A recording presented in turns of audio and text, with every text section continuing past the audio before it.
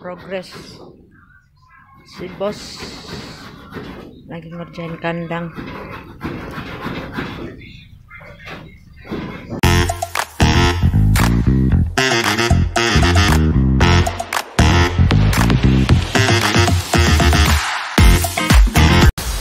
Halo, assalamualaikum. Bertemu lagi dengan saya Citra Siregar dari Kukaro Farm, channel yang membahas tentang peternakan ayam, terutama peternakan ayam kampung.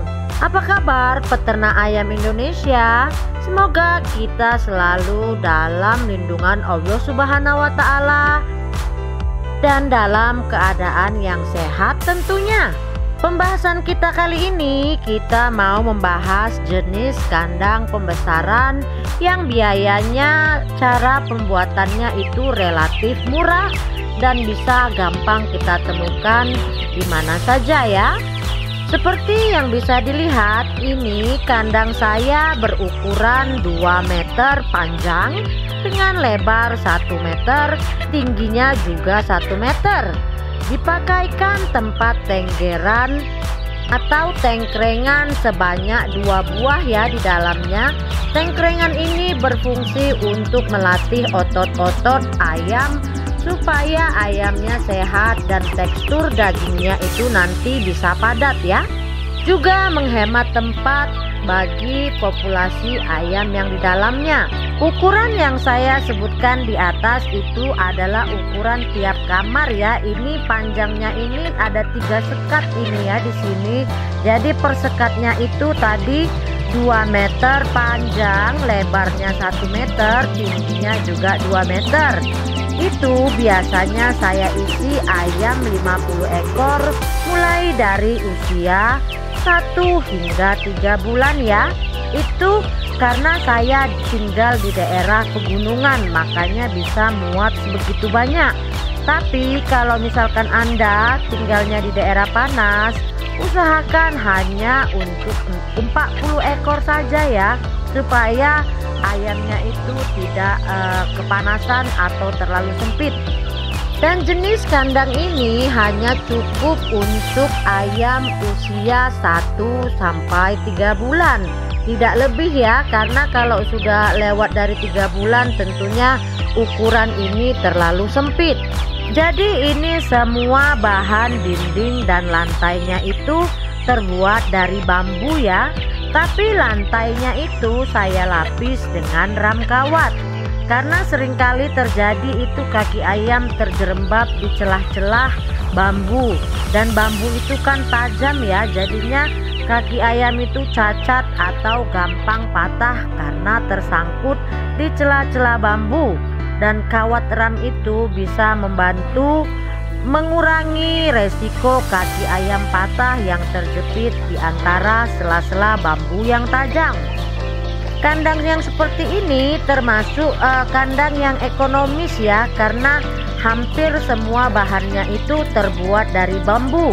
Dan kebetulan karena saya ini tinggal di daerah dingin, itu atapnya juga saya buat dari terpal plastik ya. Itu bahan apa?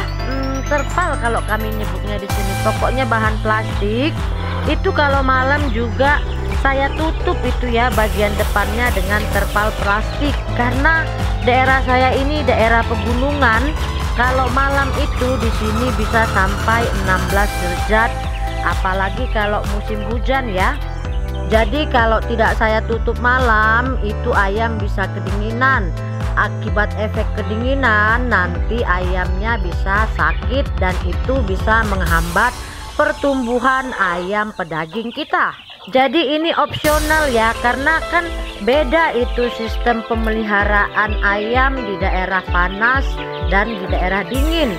Jadi kalau kawan-kawan di daerah panas itu tidak perlu pakai tutup atasnya itu plastik, bisa dibikin dari bambu juga. Dan bagian depannya itu bisa dikasih terpal yang bisa buka tutup ya. Jadi kalau misalkan musim hujan, Anda bisa tutup pada malam hari. Saya juga tutupnya pada malam hari. Kalau siang itu saya buka. Jadi Kalau daerah panas itu tidak mesti pakai tutup atapnya itu plastik atau juga tutup sampingnya itu pakai terpal ya. Jadi itu opsional, karena saya daerah dingin makanya saya terapkan sistem seperti ini. Jadi sering juga itu kenapa orang selalu bilang ya, kalau peternak yang di kota atau peternak di daerah panas bilang aduh enak sekali ya kalau di daerah dingin peternaknya itu jual ayam kampung itu harganya lebih tinggi. Itu bukan karena kita dapat untung yang banyak ya.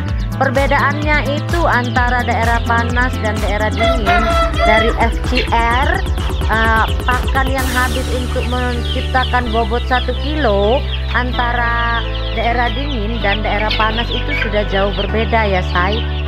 Belum lagi kalau masa brooding ya, brooding itu kalau kita di gunung ini itu kita butuh pemanas yang lebih daripada waktu pemeliharaan. Kalau di daerah panas itu tidak perlu ya. Kalau kita di sini karena daerah dingin, kita butuh daya energi panas yang lebih dari daerah panas. Itu saja sudah lebih mahal ya daripada daerah panas. Pakan juga ya, kalau di kota atau daerah panas itu FCR-nya 2,5 kilo itu bisa cetak 1 kilo daging. Kalau kita daerah dingin itu 3,5 kilo ya untuk menciptakan 1 kilo ayam. Jadi dari segi FCR aja kita udah beda, makanya di sini kita bisa jual lebih mahal. Belum lagi vaksin, vitamin ataupun pakan yang karena kita di daerah pegunungan itu harganya lebih tinggi daripada harga yang ada di kota. Balik lagi ke sistem kandang yang saya bicarakan saat ini ya. Sistem kandang ini sangat cocok untuk pembesaran atau pedaging. Dengan ayam kup yang saya pelihara dengan sistem kandang metode seperti ini, biasanya pada usia 60 hari saya itu sudah mulai panen, yaitu yang jantannya ya. Biasanya dari populasi itu 25% di usia 60 hari itu udah bisa saya panen dengan berat 1 kilo ya. Itu udah bisa saya panen pada usia 60 hari. Begitu juga menyambung minggu berikutnya dan minggu berikutnya. Pokoknya kalau 3 bulan itu sudah habis panen saya, termasuk betinanya, dengan menggunakan sistem kandang yang seperti ini ya. Sistem pemberian pakannya itu ad libitum, dalam arti itu tidak saya jatah ya, tidak saya jatah. Itu pakan selalu tersedia di tempat pakan, karena perlu Anda ketahui pada usia 1 sampai 3 bulan itu ayam itu tidak akan makan melebihi daripada yang mereka butuhkan. Jadi sekiranya pun kita buat di situ pakan tetap tersedia, itu tidak akan melebihi dari apa yang ayam butuhkan dan tidak rugi. Di sini saya gunakan tempat pakan di luar ya, selain di depan itu semua saya buat, di samping juga saya buat tempat pakannya supaya ayam itu tidak rebutan pada waktu makan. Sistem minumnya juga saya menggunakan nipel, karena bagi saya steril minuman itu sangat penting bagi ayam ya. Dan bagi saya model kandang yang begini itu model yang paling pas untuk kalau kita di bagian pembesaran atau pedaging.